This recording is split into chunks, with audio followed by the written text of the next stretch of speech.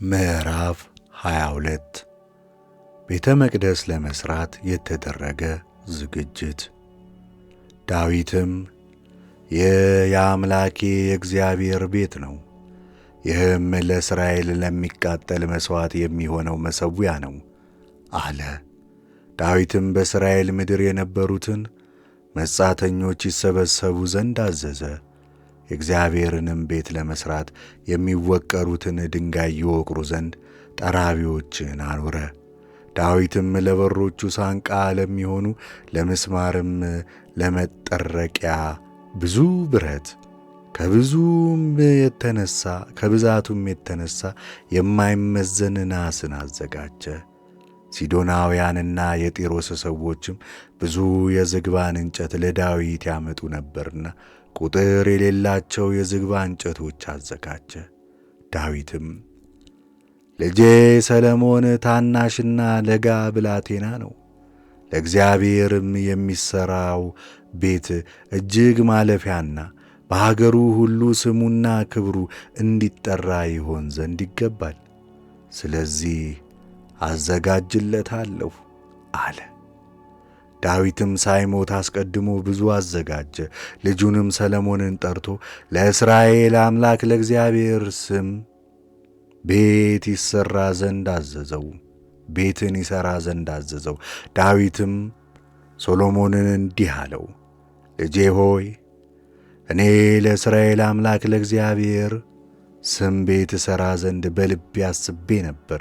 ነገር ግን የእግዚአብሔር ቃል እንዲህ ሲል ወደ እኔ መጣ፣ እጅግ ብዙ ደም አፍስሰሃልና ታላቅ ሰልፍም አድርገሃልና በፊቴም በምድር ላይ ብዙ ደም አፍስሰሃልና ለስሜ ቤት አትሠራም። እነሆ ልጅ ይወለድልሃል፣ የዕረፍት ሰውም ይሆናል። በዙሪያውም ካሉ ከጠላቶቹ ሁሉ አሳርፈዋለሁ። ስሙ ሰሎሞን ይባላልና በዘመኑም ሰላምና ጸጥታ ለእስራኤል እሰጣለሁ። እርሱ ለስሜ ቤት ይሠራል፣ ልጅም ይሆነኛል። እኔም አባት ሆነዋለሁ፣ የመንግሥቱንም ዙፋን በእስራኤል ላይ ለዘለዓለም አጸናለሁ። አሁንም ልጄ ሆይ እግዚአብሔር ከአንተ ጋር ይሁን፣ ስለ አንተም እንደ ተናገረ ያከናውንልህ። የአምላክህንም የእግዚአብሔርን ቤት ሥራ፣ ብቻ የአምላክህን የእግዚአብሔርን ሕግ ትጠብቅና ታደርግ ዘንድ እግዚአብሔር ጥበብና ማስተዋልን ይስጥህ። መንግሥትህን በእስራኤል ላይ ያጽና። እግዚአብሔር ስለ እስራኤል ሙሴን ያዘዘውን ሥርዓት ፍርድ ትጠብቅና ታደርግ ዘንድ ብትጠነቀቅ በዚያ ጊዜ ይከናወንልሃል።